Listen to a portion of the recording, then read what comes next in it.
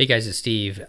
I know we were supposed to start our Alaska series this week, but Christy and I recently had an opportunity to talk with Nick Cotton, the president and founder of the DVC resale market, and I just couldn't pass up the opportunity to get this episode out to you before that. So look for our Alaska series to start next week. We've got two great shows for you, but in this one, I really want to thank Nick for coming on and sharing all about his experience sailing with the Disney Cruise Line, so working for DVC, and then going on to form his company, the DVC Resale Market. DVC is an integral part of sailing on the Disney cruise ships. I know a lot of you out there have taken time to sit through some of their presentations, and probably some of you have bought DVC just like Christy and I have on board the ships as well. And I think that Nick and his amazing team over the DVC Resale Market do just an amazing job and provide a great service for those of us who are involved with DVC. So if you are not yet, it's a little bit deep at certain times. There's a lot of angles to DVC. You know, if this piques your interest, really do your research before you buy it. And Nick and his team do just an amazing job to help you learn and kind of take you along your journey if you want to go the resale market route. With that said, let's jump into this week's episode featuring our conversation with Nick Cotton, the president of the DVC resale market. Well, hello and welcome once again to the DCL podcast, where we're inviting you to sit back, relax, and we'll be on our way shortly.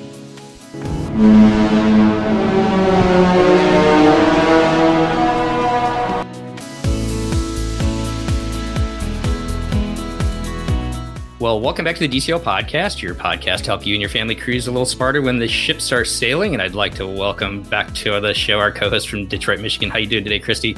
I am well, Steve. How are you? Not too bad. You know, we have got a topic today that we have, it's been kind of on the back of my mind forever to get on. And I'm super excited to have our guest on today. But we are going to talk about a little DVC, that kiosk that you see on deck 4, right? I think it is on deck 4. I think it's on deck 4 on most of the ships. And I'm really excited to introduce today, he's the president of the DVC resale market, Nick Cotton. How are you doing today, Nick? Great. Glad to be on here. Thanks for the invite. Yeah, I really appreciate it. You know, I've been thinking about this, like I said, as I started off, that in my mind that we finally need to get this topic, because we actually the first time I got introduced to DVC was actually not at the parks. It was at Aulani. My parents live over in Hawaii. And so we spent some time in Aulani. We didn't buy then, which we should have, because we missed out on those contracts that have the reduced, oh man, what am I saying? The reduced, the reduced dues, but that's okay. Several years later, we were on the Disney Wonder. We bought our first contract. And so it's a huge part of the Disney Cruise Line experience having DVC on board. And so it's finally excited to be able to bring you on and talk a little DVC with you. Yeah, that's great. I know. I'm excited to be here, and yeah, glad you finally joined. Yeah, the subsidized dues Aulani would have been quite a gem. We do get those occasionally on the resale market. They go very, very quickly. But welcome home. Well, thank you so much. So we could still buy the subsidized dues? You can with resale. So the subsidized dues is transferable. Well, let's just kind of jump into it a little bit. Before we start talking about DVC and a little bit about your company, DVC Resale Market, I was wondering, Nick, if you could give us a little bit of background of yourself and how you got into working for Disney, because I know you started off with Disney and DVC. Yeah, so actually, my first job at Disney was being an industrial engineer. So that's how I originally started. I graduated in engineering in first week of August 2004, and already had my job locked up with Disney since the spring, and moved down to the second week of August, just in time for Hurricane Charlie, actually. I went to my first visit to a Publix, and I didn't see any water and didn't know what was going on. And then I quickly found out that there was a Category 4 storm heading our way. So I was an industrial engineer for Disney for roughly about 4 years. I supported a lot of different areas of Disney.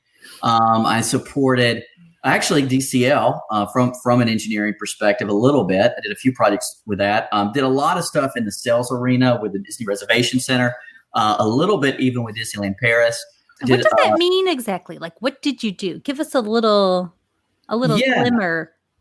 So, for example, with like the Disney Reservation Center, they've got, I don't even know how many agents they have now. I mean, I'm going to date myself here, but even 15 years ago, They had agents in Orlando, Tampa, various locations, even some they outsourced all over the country. And so, you've got hundreds, if not 1,000 plus agents.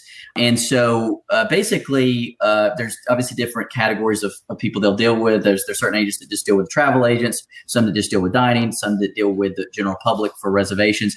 How do you create incentives plans for them, based on their what metric is right to incentivize them? Is it revenue per hour? Is it total volume of sales? So a lot of that kind of nerdy math stuff is what I would do. And it, some of our some of my counterparts, if you're working in a theme park, for example, you might be working on, let's say, for example, Expedition Everest was a new ride when I was in engineering at Animal Kingdom. Well, the Imagineers may come back from Tibet and, come out with this attraction that's just amazing. The theming's, off the charts. But, let's say the ride, their ideal ride may be a 12-minute experience or 15-minute experience. Then the bad nerd like me would come out and be like, well, if the ride's going to be this long, the wait time is going to be average 2 hours and 45 minutes or whatever. So then it's like, okay, well, if we can get this attraction down to so many minutes, we can get then so many people through that attraction per hour and reduce the wait time to this number. And so it's kind of working on because obviously if you're going to that's engineering, I would have never guessed. Yeah. So if you're going to spend, $300 to $500 million on an attraction, you want to know how many guests am I going to be able to get through there to make this worth it? And because not only do you want great reviews on how great the attraction is, but you want great reviews on, hey, I don't have to, I don't have to wait 5 hours for it. Now, granted, Rise of the Resistance, they had to come up with a different game plan that got to be so popular, but that's part of what, the IEs, would work on as well. I also worked on a redesign of the Emporium at Magic Kingdom in 2007. And then getting to the DVC part was I also started to do engineering work for Disney Vacation Club. Before that work, I didn't even know what timeshare was. So I had to actually go and when I started to do some engineering work and when I say engineering work, also understand, to put it in context, the industrial engineers at Disney are almost like internal consultants. So it's not just the very traditional, maybe mechanical part you think when you think of engineering, but it's almost more like an internal consultant. Whereas maybe the vice president of Magic Kingdom has a certain project they want to be worked on where they may bring in, an IE or two to look at that, like the Emporium, and you're almost like a, internal consultant in that regard. So with Disney Vacation Club, it was kind of the same scenario. Basically they wanted me to just look at their process from a third party analytical perspective. And that's when I got to know about it. And obviously in doing so, they also wanted me, which made total sense, to become also familiar with the timeshare industry. I would even, do a tour. I even did a tour at another timeshare company. Obviously did their tour. Really loved the product, fell in love with the product, and just, the organization as a whole. And then eventually, did you buy a contract? Yeah, I did.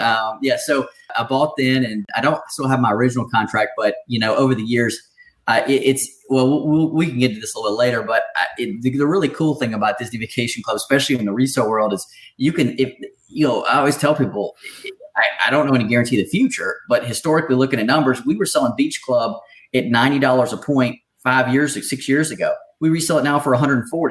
Now, I don't know what, there's no guarantee of any future value. But one thing I have consistently seen is, and it's enough for me to do it, is I've bought contracts, held them for 4 or 5 years, had priority at that resort, and resold it and just bought the resort I wanted priority at. It's always worked out really well. You can do that with a product that holds value. And, the great thing about Disney Vacation Club is it's always historically done that. I eventually became a sales guide over there. That was my path, how I started. How easy is it to move positions like that at Disney?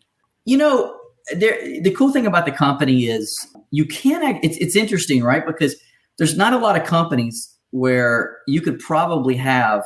I have no idea how many career different fields they have over there, but you could do so many different things and still stay at the same company. Uh-huh. Because they're so wide reaching. I mean, I've known friends of mine that would, they would work at ABC one year and then they're back to the parks the next year. For me, I went from engineering to sales. It's a bit different. I mean, before they hit the button and dropped my salary 80%, they did give me a call and said, "Hey, we're just confirming that you really are doing this. And I said, yeah, it's fine. They have commissions over there, and I think I'll do okay. So anyways, I didn't mean to cut off. I was just kind of curious about that. So you move over to DVC and start sales with them. Like I said, I love the product. I love Disney. It just seemed to be, a natural fit, especially at that point in my life. And plus the opportunity to get on the cruise team, which I quickly did over there within my first maybe year and a half. As soon as I was eligible, I jumped into that. And it was a really unique opportunity to work on the ships. And I say that because, you guys, obviously this is a DCL podcast, so you're familiar with obviously how the crew works, where most of those folks have to stay on there for, 4 to 6 months at a time. And the neat thing about being a cast, because technically you're not crew working for Disney Vacation Club on the ships, you're really a cast member that's on the ship. And so you're still technically more Disney World based. And so we would stay out there for maybe 2 weeks at a time and then go back home for 2 to 3 weeks. So it was, a much, I would almost call it like crew member light, because you really weren't going through, I would think, what those guys, have to go through. And we didn't live in, when we were on there, you don't stay in crew cabins or anything like that either. You actually stay in guest cabins and go to guest dining. Now, your time to do all those things is much, much more limited. I mean, your dinner's like, they just kind of bring everything out at once and, you eat in 30 minutes and you go back to work kind of a scenario. You're not there for the whole hour and a half ambiance. Now, it is a pleasure to go back on there now with my kids and be able to, do all that stuff with them. But it was it was a bit more rushed back then. Did you have kids when you did that job? Absolutely not. So not that there's, I did have I would have judged a little probably. Yeah. Going away for 2 weeks at a time.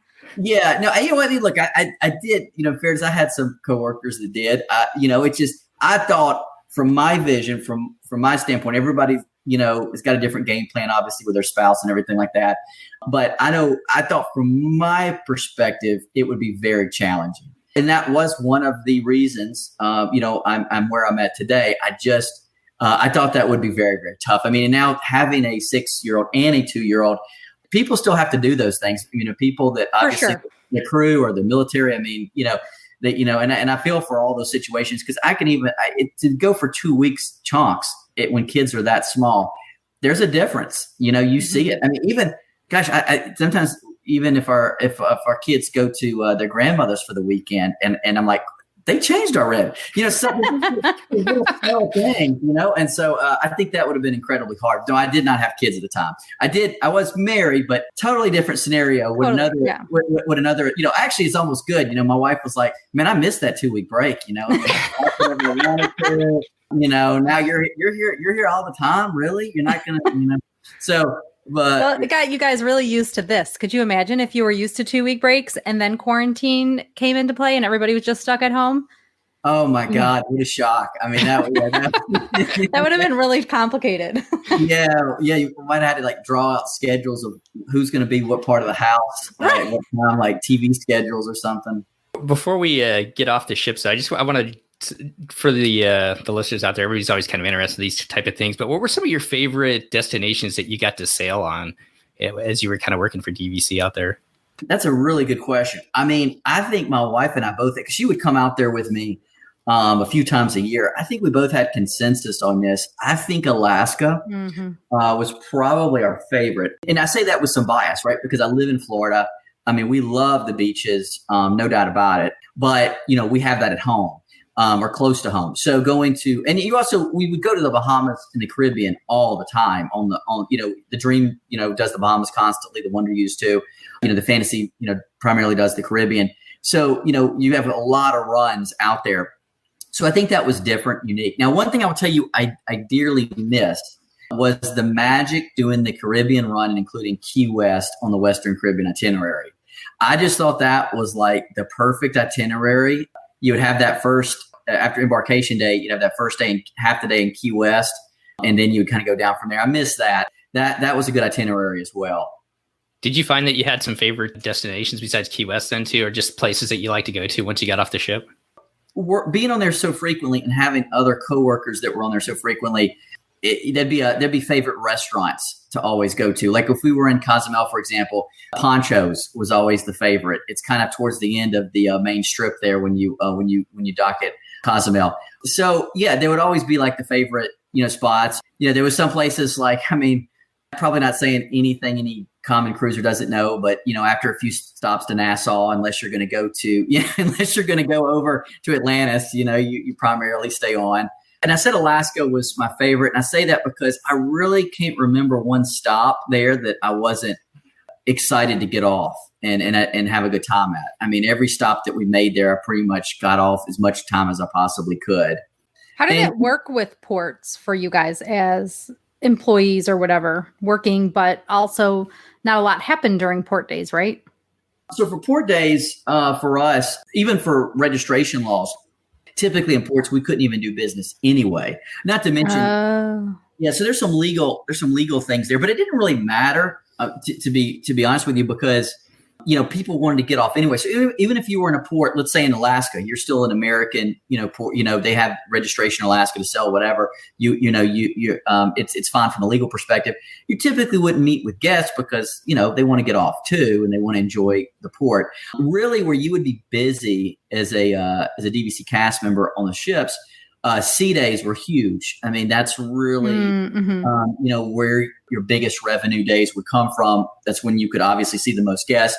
If you had a situation where, for example, like going back to Key West, that was a half-day port, or other half-day ports, that time you were still at sea or something, you'd be busy. Or if there's some days, unfortunately, if you're a guest, you can't get into Castaway. The seas are too rough or something like that. And then obviously you're going to get pretty busy. It's kind of a double-edged sword being DVC when that happens, because it's, a lot of people are pretty unhappy, but at the same time, you're giving them something to do, to learn about, you need to have people that come to see you on that Friday that they couldn't get into Castaway. And they're like, you know what, maybe this worked out for the best because, now we can come back with DVC and I meant to look into this, and this actually gave me the opportunity to do that. So eventually you move off the ships and back to the land portion of DVC. How did that work? And could you talk a little bit about, leaving DVC and forming your company, Nick?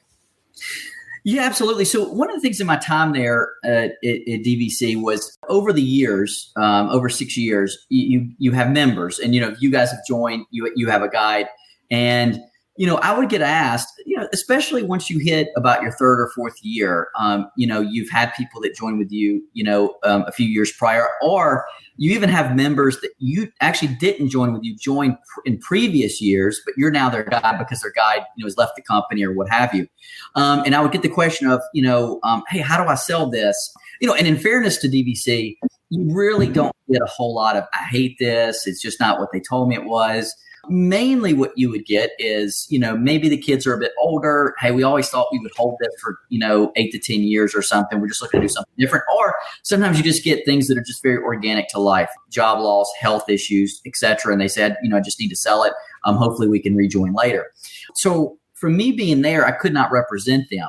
And I working for the developer, you can only represent the developer. So that was a little bit unfortunate. And what I noticed was there was just nobody in that space that I thought was properly filling that void. And when I say that, there were resale companies, but when I would say, well, look, I can Google it for you, or I can, but you can do it yourself, and just here's a whatever, here's a few column, and inevitably I would get calls back that says, yeah, I talked to him, and it was just kind of, just wasn't that Disney service like when I signed up with you, and it's kind of frustrating me. And so I just saw kind of a big gaping void, and like, man, somebody that really knows this from inside out and has that Disney service and expertise should really be doing this.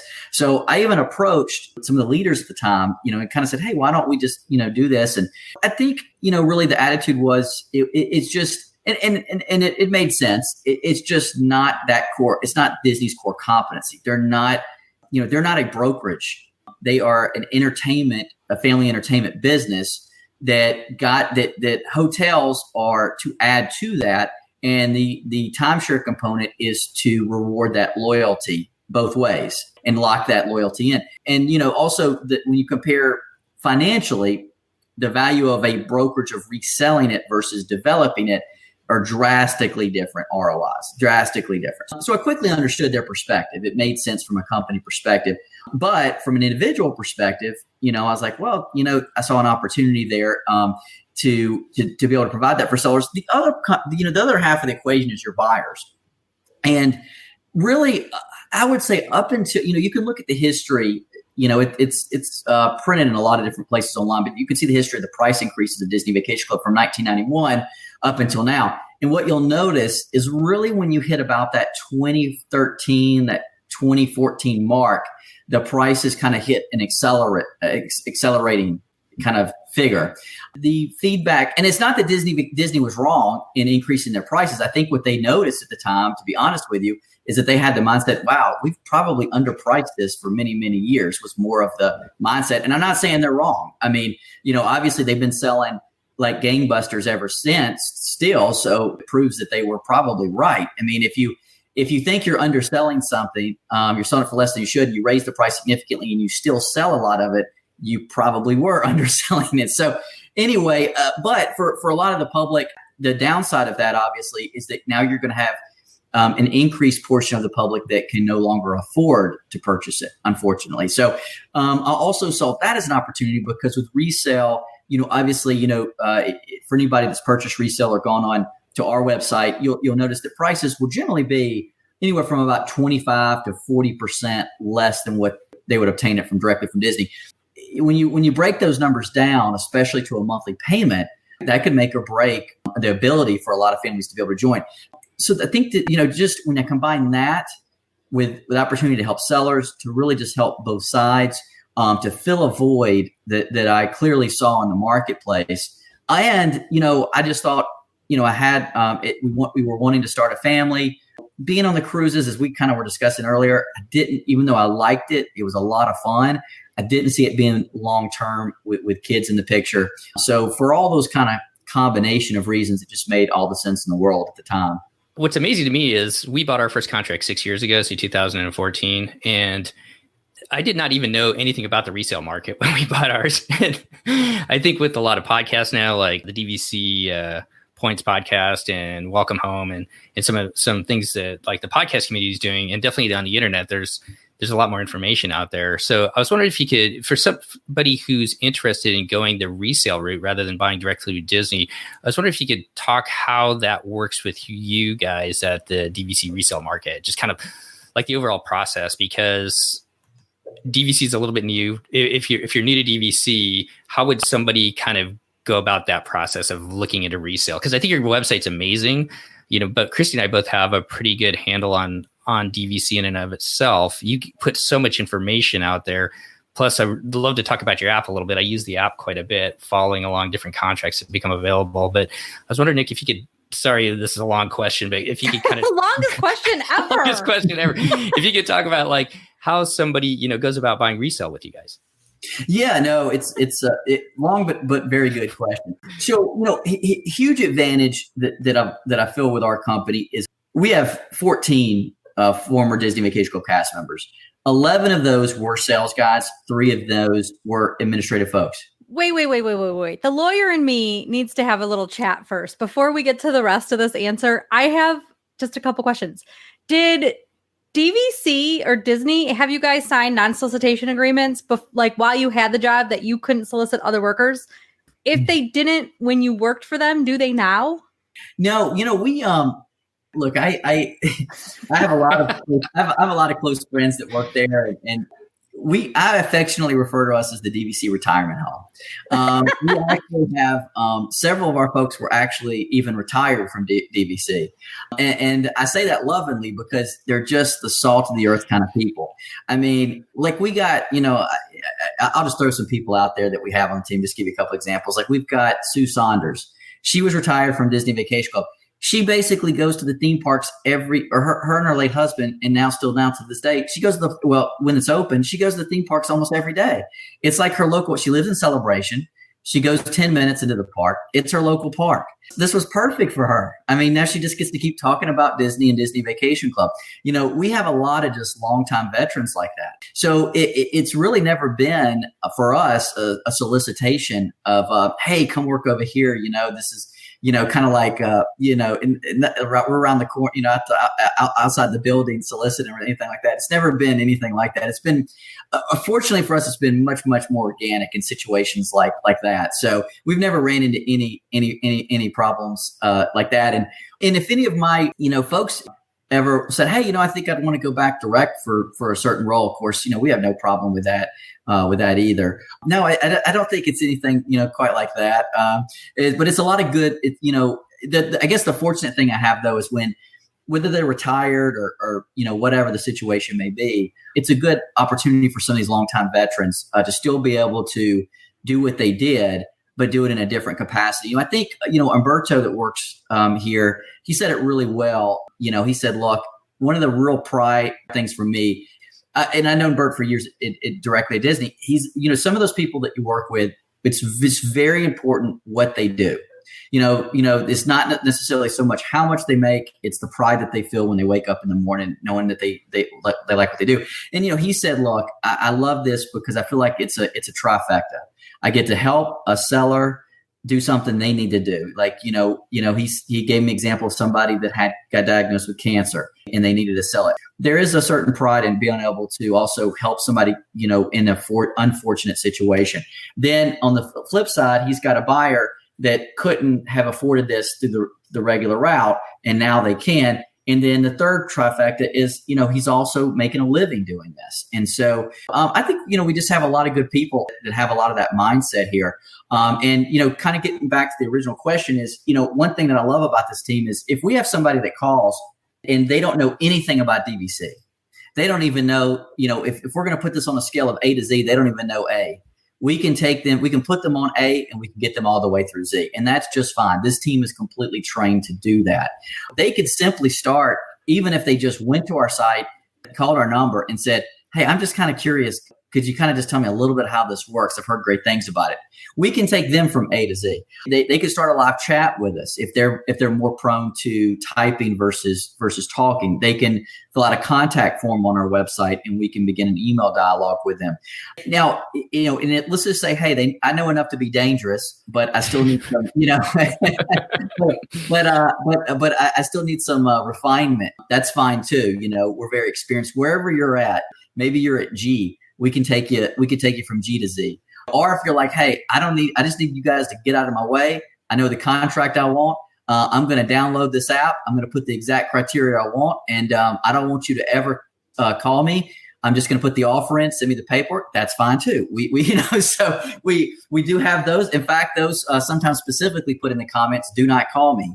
We can accommodate the full range. Obviously, in speaking to where we were at earlier, seeing a void in the market, I also just saw there was a void of information out there. And so one of the things that we've always tried to do in our blogs and on our website is just put basically everything that we know and can publicly share out there. So, I started a monthly ROFR report. And ROFR, for those that don't know, is Disney's right of first refusal. So anytime that we do sell a contract, it has to be submitted to Disney. That should really give any prospective buyer out there some comfort, because this is all going directly through Disney. Disney sees every contract. They verify it. It does not happen. The contracts do not close unless Disney goes through Disney's hands, and they get the option to purchase it themselves. And that's right of first refusal. And that's with every contract. Now, fortunately for buyers right now, since beginning of April, Disney hasn't bought back any contract from us.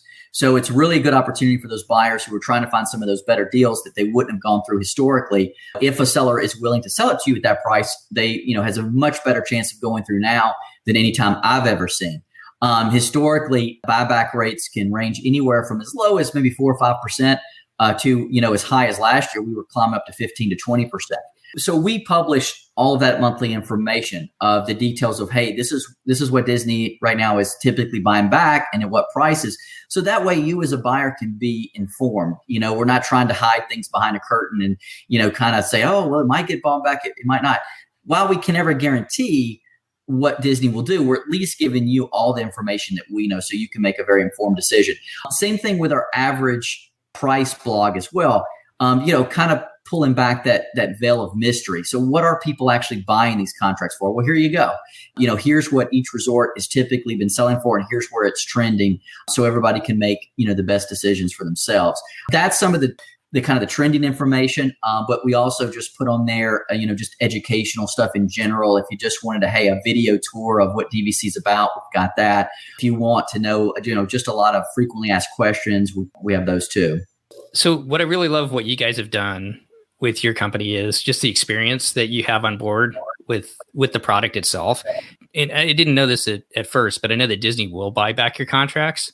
So, for the person that had, in their case, cancer, and they needed to sell their contract, what you guys have created is the ability to I know Disney will pay a much cheaper price than what you can sell it for on the resale market. So, I mean, just that ability to do that if you need to, for somebody maybe who can't afford Disney prices, can buy a resale contract, can get into it. And then also if you need to sell it because of whatever reason, that you can get a fair market value for it too. So I really love that, along with your guys' experience. We're kind of going through a pandemic, and I know you've talked about it. As the parks open up now and the resorts have just opened up, where do you guys kind of forecast DVC going in the next year or so? Any thoughts or ideas? I don't mean to put you on the spot there. No, it's it's a great question. I'll give you my best guess. It's an educated guess, because things have surprised me. I would have never dreamed that we would be selling the amount of contracts we are right now. Matter of fact, I had somebody email me, and because we have in our daily email that says how many contracts went pending the previous day. And they wrote back, I won't say exactly what they typed, but it said, this is blank. And they're like, there's no way you're selling this many contracts right now. And I just wrote back, this is an automated thing. This is not something we type up. This just pulls from what we've sold. It surprises me too. When Disney first shut down, I think that was around mid-March. Around mid-March, sales went, I would say, maybe cut in half to 50 to 60% of what they were prior year for about 5 weeks. And I was like, okay, this is kind of expected during this time, because you're essentially selling a product where we know obviously it will open again, but we don't even know when. And so people are obviously going out a little bit of a limb. I'm not saying much. I mean, you're not buying this for one trip. You're buying this, as a membership up to 50 years. So prices began, the sales slow, and they dipped a little bit, but I would say at the most, they may have dipped maybe 5% at tops. I mean, some resorts a little different than others. Some never dipped at all. Some may have dipped 10%, but on average about 5%. And then what we saw by mid-April was a surge in sales again.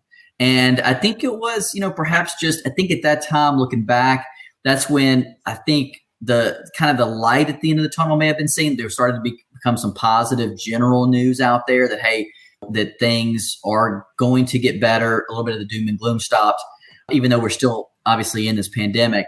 So I think maybe the optimism helped. And then obviously as Disney started to announce the opening of various things, first it started with, okay, hey, we're reopening, Shanghai. Okay, now it's coming, eventually the States when, Universal, SeaWorld started announcing stuff. Then all of a sudden, Disney World's got an announcement. So as you continue to see that positive news, the sales continue to do well. And since actually, I would say probably mid-April, if we compare mid-April to now to prior year, we're probably, I'd say roughly 10% over prior year for that time period, which to me has been a little mind-blowing. I wouldn't have expected that. I would have taken it as a victory if we were within 20% of prior year. If we were 20% down, I would have said victory. That's amazing.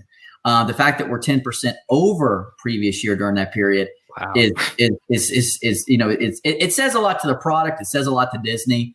I think, gives me a lot of confidence long term. A couple of things I referenced at the beginning of this pandemic is, one thing, going back to the crew we've got, there's so much experience there. I mean, I was at Disney Vacation Club, during the financial crisis. But we also have some folks that were there not only during the financial crisis, but during 9/11 as well. And, Disney has always, bounced back. And this is different than those two, but I still see, Disney will certainly recover.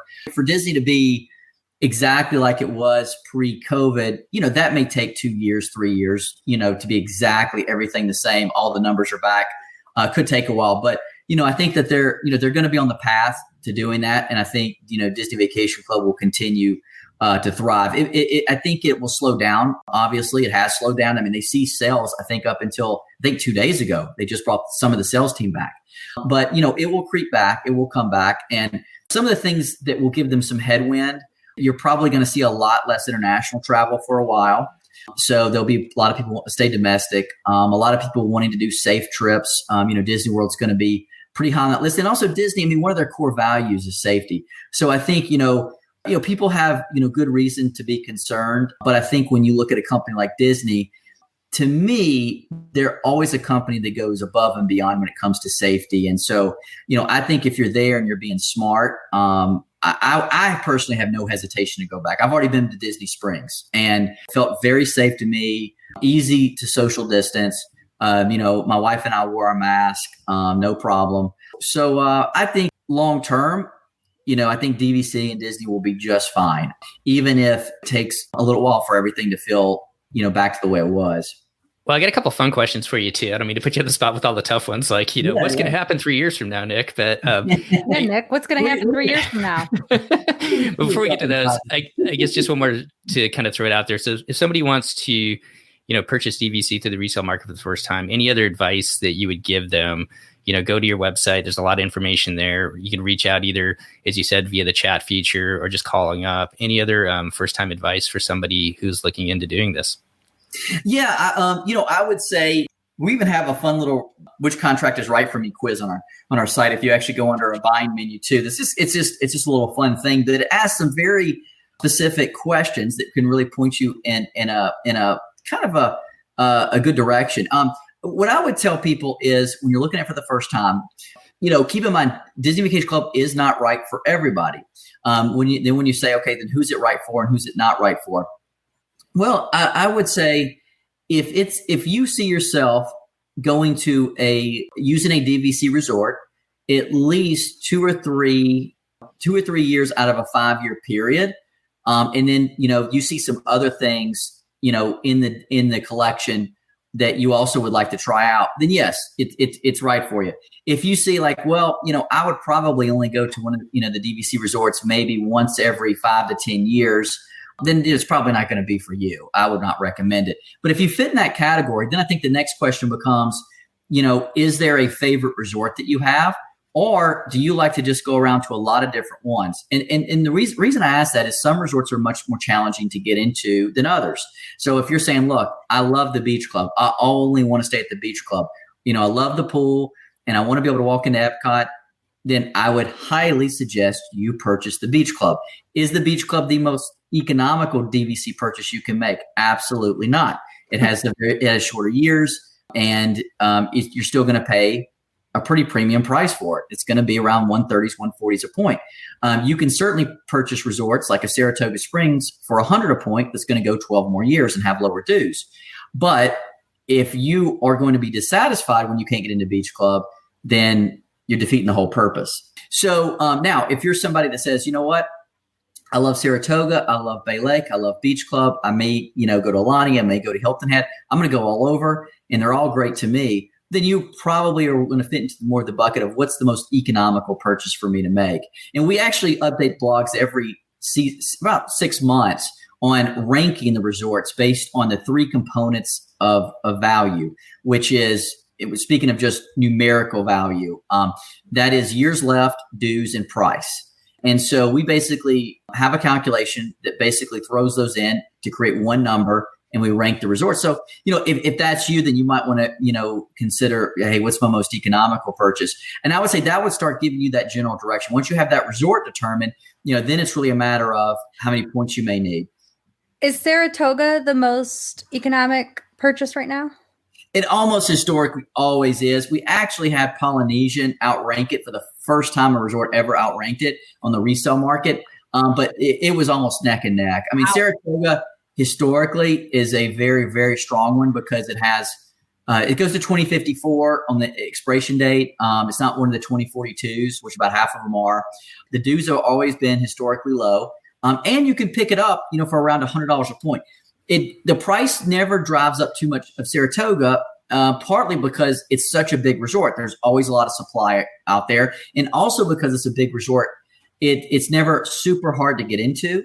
And, generally the rule of thumb is the smaller a resort is and the closer it is to a theme park, the harder it's going to be to get into.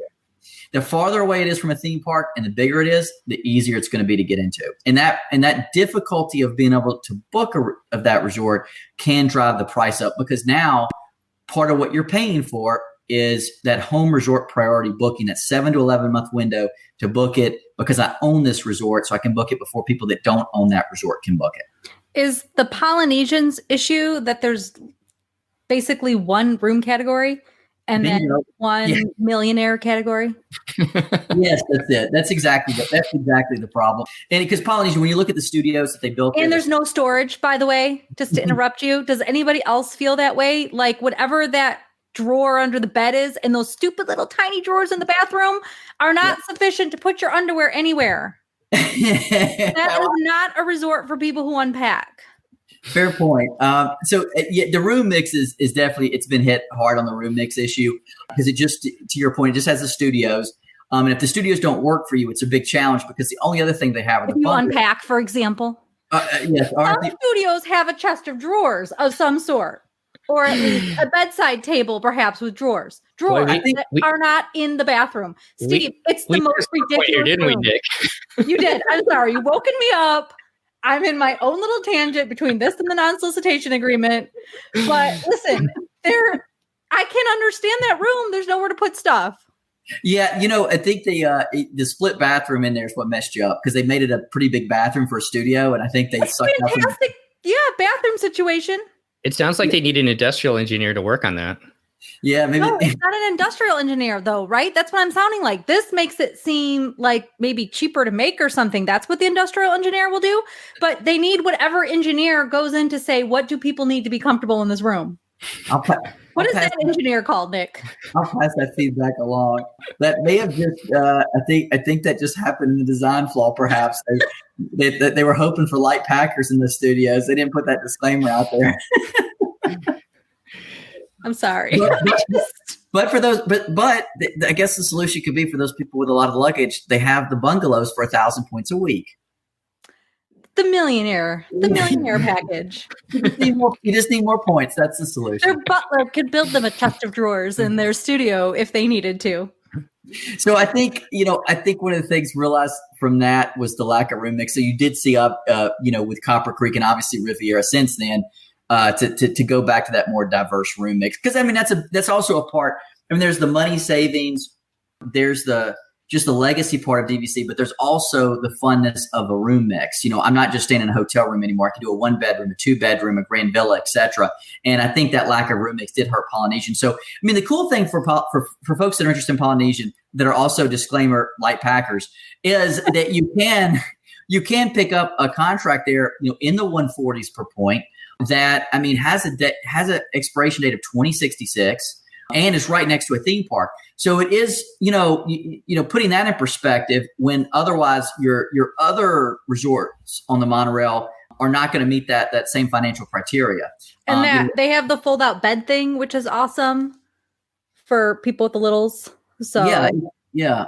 The reason why Polynesian's not selling in the 170s per point is because of the room mix. If it had the room mix and obviously more storage, then it would be in the 170s per point, very likely. Hey, Nick, so obviously we can't get into all the nitty and gritty, and you could do episode after episode of DVC to really kind of understand it all. But just to kind of put it into perspective for people, when you say, 140 a point for the Polynesian, could you compare that with what it would cost direct? So direct, keep in mind, they're not going to typically sell things like Polynesian, Saratoga. Not that they can't. It just depends on, do they have any inventory they've purchased back? So that's always a big source of confusion for people is, Disney, again, they're a developer. So they, like any developer, if you go in to meet Meritage Homes or Pulte Homes or any home builder, they're not into selling you homes that they sold to somebody 20 years ago. They're selling you homes in the subdivision that you're driving into. Well, that's the same thing Disney's doing and every other timeshare developer does. So right now, they would sell you what they still have live inventory on. And right now, that would be Riviera Resort or Alani. If you go for Alani, I'm looking at the price right now. It's $193 a point. Riviera is $195 a point. Now, disclaimer, whatever promotions, incentives, that does not include, they do, always run promotions, incentives historically, or most of the time. So, but that's the price. Maybe with an incentive, maybe the 195 turns into what would be more, equated to like 180 a point, perhaps, or something like that. Now, if they do have Polynesian right now in inventory, it would be $245 a point and no incentive. If they had Saratoga right now, it'd be $165 a point and no incentive. So comparing that, we do have a chart on our site that we keep updated in our economic section under the buying menu that just, kind of lays out what the average resale price is, what the direct is, and the percentage difference that is outside of any promotional offers they may be offering at the time. Did you do a chart that, because people are like, I'm going to buy direct so that I can be a Blue Car member, which are the people who actually have the DVC perks. I think this is where your industrial engineering comes into play, right? Your little charts about what makes sense. I'm catching on now, Nick. So did you guys make a chart to say, okay, even let's say you don't buy direct, you buy resale at $100 a point at Saratoga Springs. This is your closing cost, but your closing costs are going to be the same if you buy through DVC direct or resale, because you're paying this stuff no matter what. This is 45-year contract. If you bought annual passes for 45 years, it would cost this much. Or if you saved 20% and bought an annual pass or whatever, it's not 20%, but you saved a little bit of money to get your annual pass through DVC, you would save this much money. You're still saving $8 million in the long run. Have you done that chart? Is it true? Is that math true?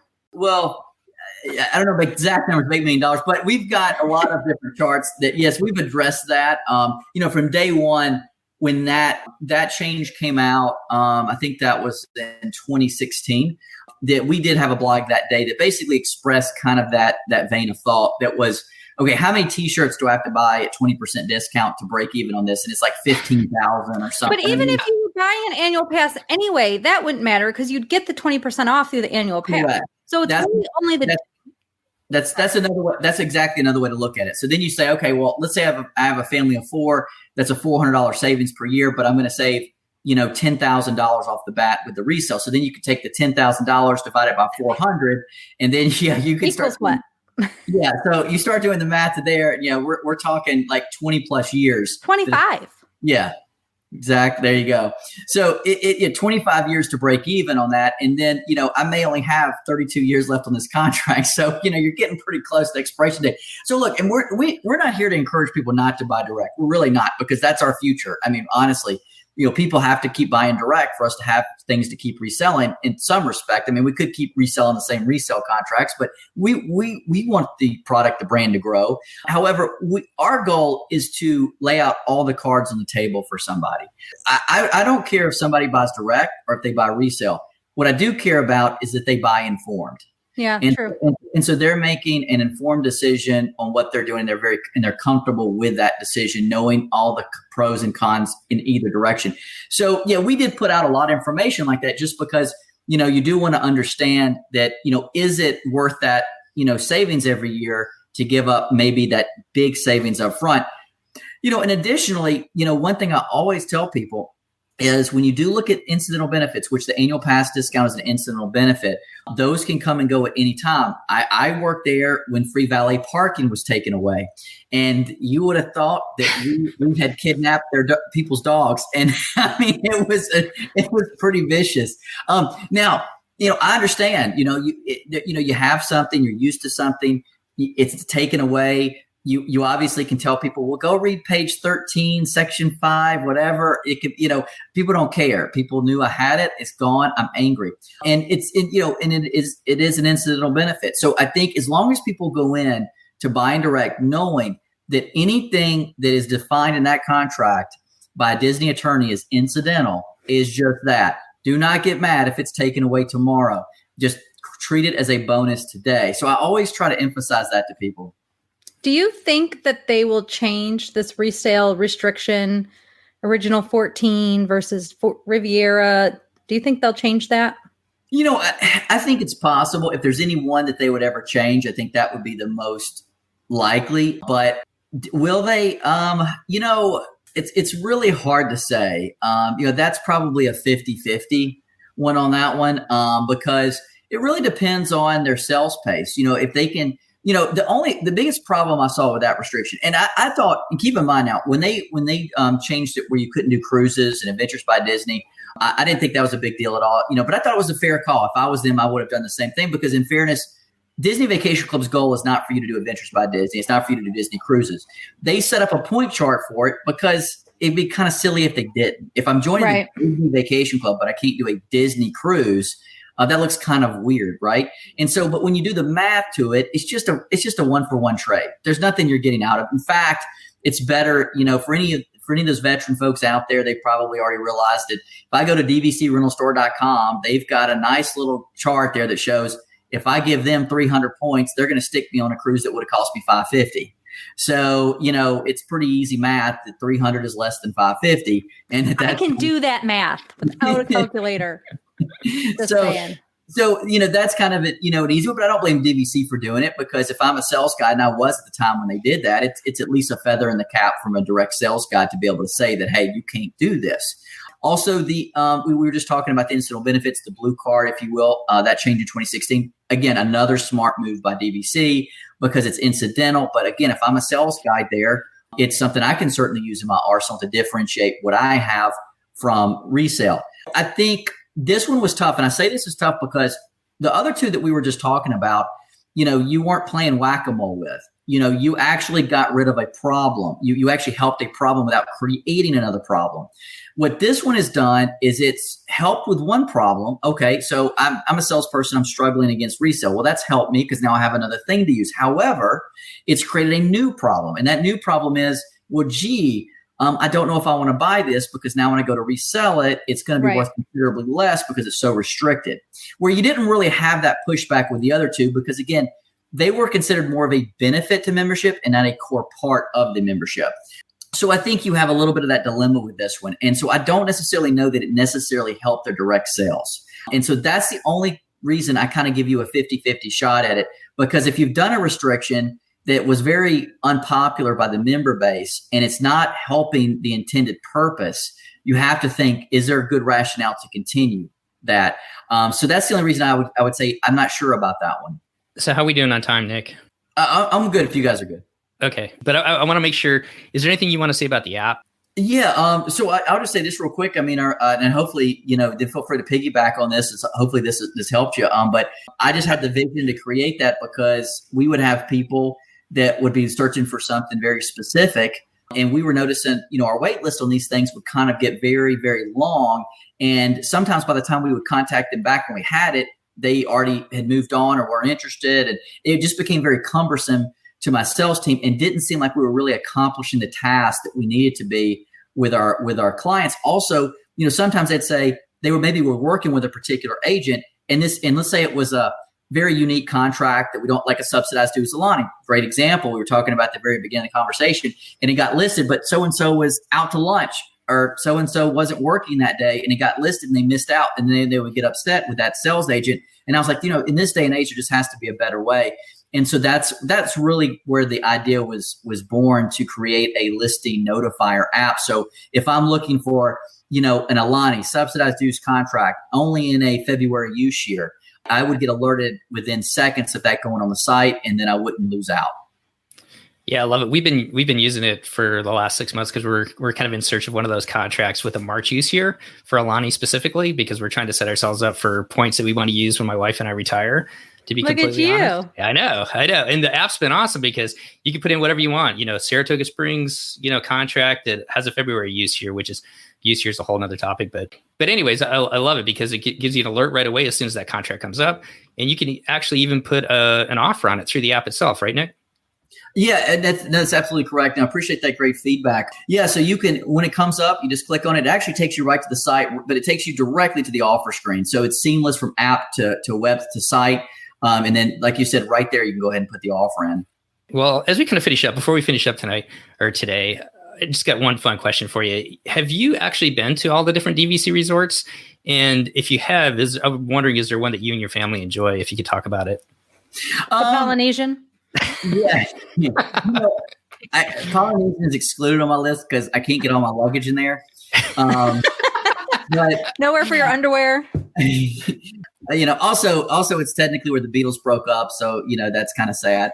Trivia fact: John Lennon signed the last piece of paperwork to end the Beatles there. But anyway, no, for me, I've been to all of them. To answer your question, I would say my favorite. I am partial to the Boardwalk Beach Club area.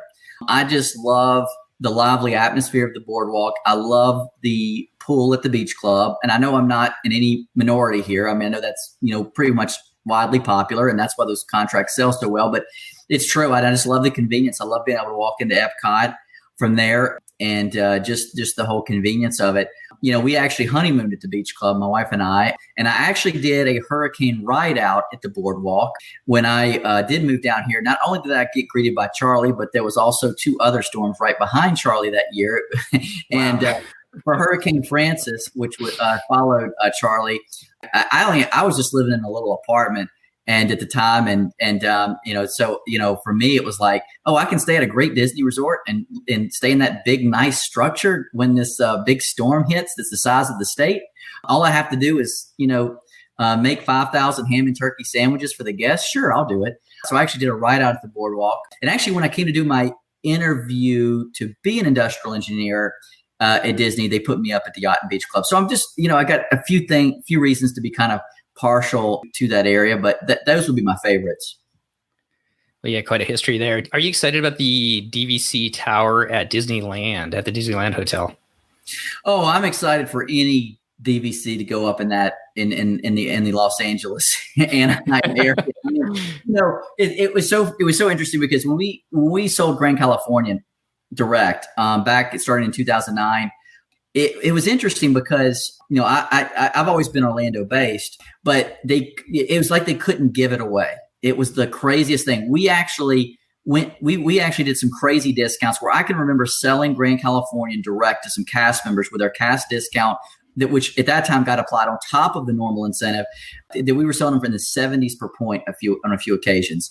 That's just how much they incentivized it. Because I don't think at the time, it was obviously DVC's first entry into the West Coast market. And I don't think that the West Coast audience understood just how much home priority would matter, especially at something like Grand California, where they're only building 50 units and it's the only DVC there. And so, now you can go on our site and we even resell the Grand Californian at about $200 a point. Not to mention, if DVC has any, it's $280 a point. So to get another resort out there, to say it's needed is an understatement. I mean, it's very welcome.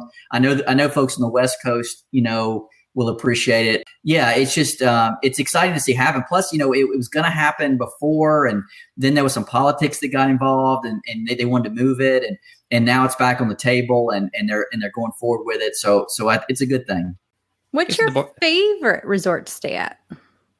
Well, I mentioned the Boardwalk Beach Club. If I had to choose, that's the area. I would go Beach Club because I can't get into Stormalong Bay unless I'm staying at Beach Club. So I'm going to go Beach Club. The creepy clown pool's not pulling it to the top. Yeah, that's it's not even the clown that bothers me. It's that as you get a little older, those themes in the slide kind of hit your back hard. That's honestly the worst part of it. That's awesome. It's not even the clown. It's like I when I get on slides like that, I'm staring now at all those seams, and I'm trying to think how I'm gonna grin and bear it. So I'm staying Beach Club. Well, you mentioned at the beginning you got a 2-year-old, so you've got several more years left going down those slides, don't you? Oh yeah, no, absolutely. And I look forward to getting back on the cruises too, because that's a big thing for us. Is we actually. My daughter, she's gotten pretty accustomed to her DCL trips, and so we actually had a daddy-daughter cruise, just me and her. We've done one before, and we were doing another one in the dates were like in March, and we would have been if we did not we canceled the cruise the week of, we would have been the very last sailing on the Dream. But the reason that we kind of halted it obviously there was a lot of panic going around at the time, but also, I'm kind of, there was part of me was like, well, we might have the ship, only half full, and you're not thinking that, but also I just didn't know what kind of paranoid modified experience it would already be. And from what I heard from people that were on some of those last sailings is it was a little crazy, because everything was falling down like dominoes, and you're constantly, nobody, they said they weren't really enjoying the cruise because all they were getting was alerts that, hey, this is closed up. Now this is closed. And I could only imagine being out there at sea and you're seeing all this, that it may have not been the most pleasant experience. So that being said, we've got a credit. We'll be using it sometime over the next, I think we got 8 or 9 months left to use that credit. So I do look forward to getting back out there with her on that daddy-daughter cruise. And I was even splurging this time. I got us the concierge room. It would have been my first time ever staying concierge. My wife was really jealous because we stayed on concierge, but for Daddy's Angel, we were going concierge. Well, you're right into Christy's basket right there. She loves concierge, so. I mean, what's not to love? So, I've been in all those rooms as working there, and and I always just looked at it and said, I just would dream of staying in one of these rooms one day. And in DCL, I mean, you know what? Credit to them because those rooms go the fastest. The other big, huge benefit, as you guys know, being cruisers, is if you have one of those concierge rooms, you can actually get a bungalow at Castaway. If you're not in one of those rooms, good luck. But I mean, it's competitive now. Unfortunately, the Facebook groups have made those cabanas very competitive because more people kind of know the way to get them. And then they've allowed people to actually book up to 4 or something stupid per whatever. Yeah, it's really crazy. Oh, that's what's going on. Well, see, you taught me that today because I didn't know that, because it is like if, and when I've called, they said, well, you better get a concierge room because they get the first. Yeah, because they hide one too. They oftentimes have one hidden in there for them. So. Well, Nick, thanks so much for coming on today. We really appreciate your insight, your stories, and everything that you brought to the table today and talking DVC and everything that you and your team do over at DVC Resale Market. I love your guys' website. I love your app and all that you provide the community. And before we finish up, I was just wondering if you could let everybody know how to get in touch with you guys over at DVC Resale Market, kind of the best way to do that. And I'll make sure I put it in the show notes as well. Yeah, absolutely. Best way. Definitely go to our website, dvcresalemarket.com.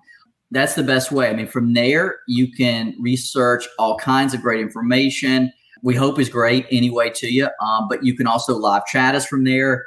You can also call us 1-844-DVC-PROS, 1-844-DVC-PROS. A lot of different ways to reach us, and we're open 7 days a week to assist. Awesome. Well, thanks again, Nick. Really appreciate your time today. I wish you and your team all the best down there as the DVC resorts start opening back up again. And hopefully, Christy and I will see you walking through the concierge area of a DCL cruise here soon. Yeah, I'll email you when I get the dates booked, and maybe so. We'll have bungalows next to each other or something like that. Gosh, cabanas, I mean, sorry. Yeah. All right. Well, thanks again, Nick. Really appreciate it. And we will look forward to talking to you soon. All right. Thanks, guys. Thanks. Bye, everyone. Well, that's going to wrap up our show today. Once again, I really want to thank Nick for coming on and sharing his experiences sailing with the Disney Cruise Line, working for DVC, and then going on to found the DVC Resale Market and touching on just some of the amazing individuals that make up his team over there. You can find out more information about Nick and his team by going to dvcresalemarket.com. I'll leave a link down in the show notes. You can get down there and click it as well to get you over there and find out all the information that you need about his team and purchasing DVC through them. Well, I hope you're enjoying some of the different shows that we're bringing you as the ships are not sailing. We are going to, next week, once again, turn our focus on Disney Cruise Line as we take a look at Alaska. We've got 2 shows in a row talking about saving money on port excursions up there, and then also a trip report as well on the beautiful Disney Wonder. If you yourself would like to come on and share your experiences sailing with the Disney Cruise Line, traveling with Adventures by Disney, or even Run Disney Experience, reach out to me, Steve at DCLpodcast.com, and we'll get you lined up and you'll be able to come on and share your story with our listeners as well. We are a listener-funded podcast, and if you would like to be part of that team, you can find out all the information over at patreon.com/DCLpodcast. You'll find all the information over there where you can support us, and we want to thank once again each and every one of you who do that monthly and bring this show to the rest of you out there. So between now and our next show, on behalf of myself, Steve, Christy, and Chris, all of us here at the DCL Podcast, we wish you and your family all the best. Be well out there, and we'll see you next time on the DCL Podcast. The DCL Podcast is not affiliated with the Disney Cruise Line, Walt Disney Company, Adventures by Disney, or Run Disney. All of the opinions expressed on our shows are those of the hosts and the guests who appear on the show. If you have any questions about any of these products, please contact the Walt Disney Company.